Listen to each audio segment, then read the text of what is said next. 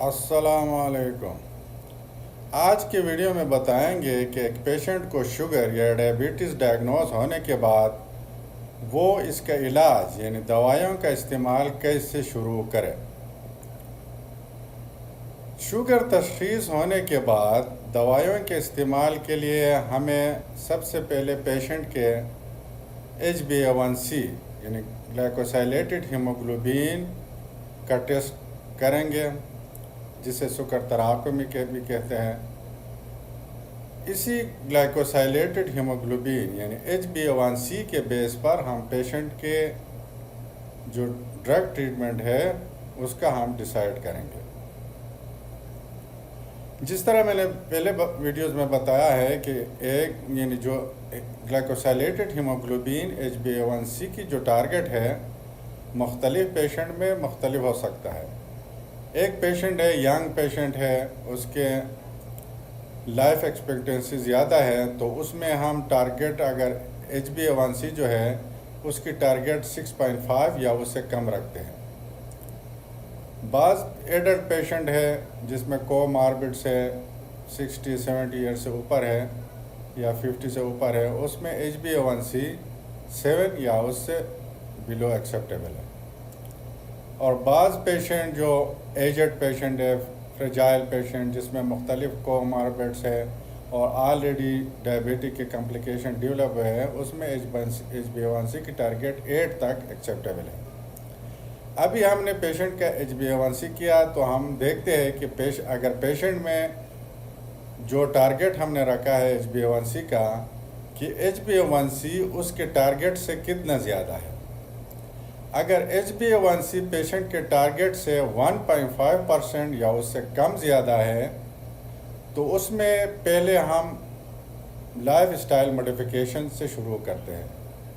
یعنی life style modification میں ہم پیشنٹ کو نیوٹریشنل تھراپی ایڈوائز کرتے ہیں، یعنی خوراک میں پرہیز، وہ خوراک جو بلڈ شوگر کو کنٹرول کرنے میں مدد دیتے ہیں، اور اس کے ساتھ پیشنٹ کو ایڈوائز کرتے ہیں ایکسرسائز ایکٹیویٹیز کو زیادہ کرنا، اور اس کے بعد جو ویٹ کو اگر پیشنٹ اوور ویٹ ہے، اوبیس ہے، ویٹ کو کسی حد تک کم کرنے کے لیے ہم ایڈوائز کرتے ہیں۔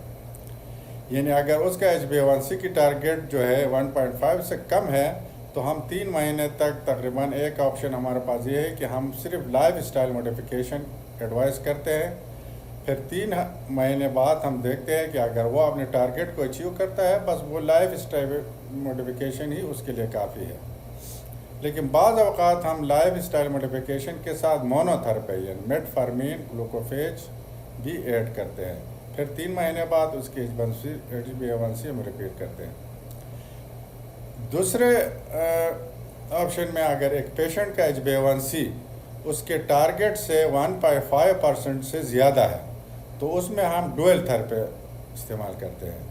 یعنی جو بھی اینٹی ڈائبیٹک یعنی ٹائپ 2 ڈائبٹیز کے لیے جو بھی دوائی استعمال ہوتے ہیں ان میں ہم 2 دوائیوں سے اسٹارٹ کرتے ہیں۔ اگر اس کے HbA1c اس کے ٹارگٹ سے 1.5% زیادہ ہے، پھر 3 مہینے بعد دوبارہ HbA1c کو ریپیٹ کرتے ہیں اور ہم اس کے ٹریٹمنٹ کو ریویو کرنے پہ سوچتے ہیں۔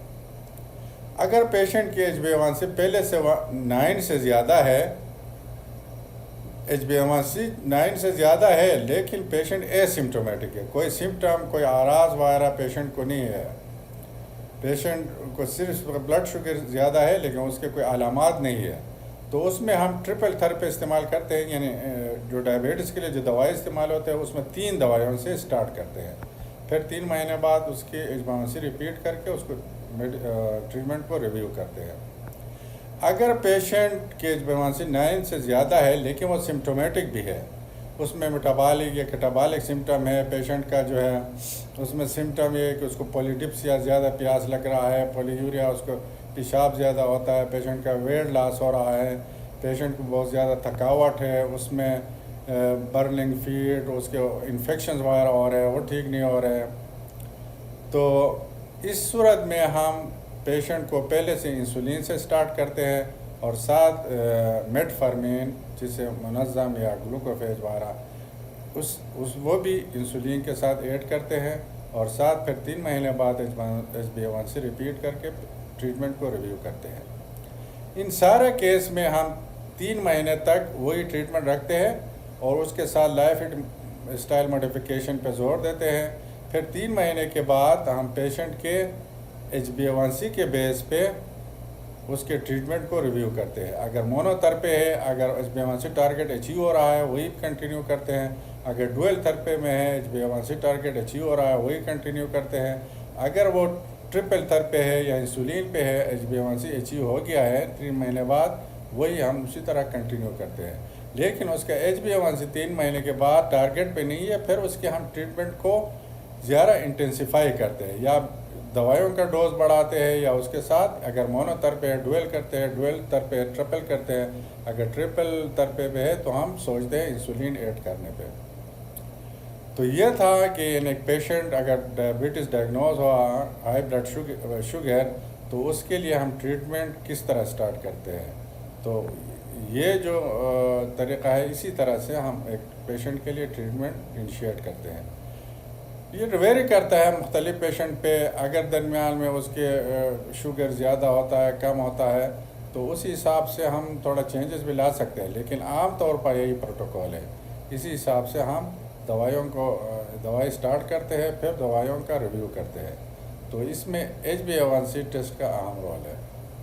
वीडियो को देखने के बाद लाइक करें, कमेंट करें, शेयर करें। Thank you.